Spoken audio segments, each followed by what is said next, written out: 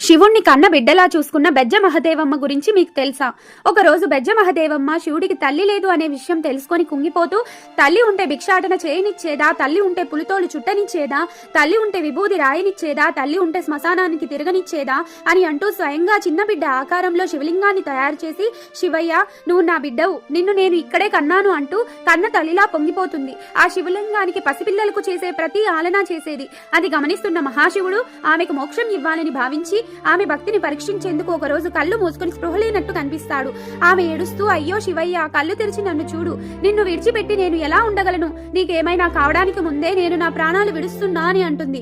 అప్పుడు పరమేశ్వరుడు తన పరివారంతో ప్రత్యక్షమై, అమ్మా నీ భక్తికి పరవశించిపోయాను, నీకు ఏ వరం కావాలో అడుగు అని అంటుంది. శివయ్య నాకు ఏ వరాలు వద్దు, నువ్వు ఎప్పుడూ సంతోషంగా నా కళ్ళ ముందు కనబడుతూ ఉండాలి అని కోరుకుంటుంది.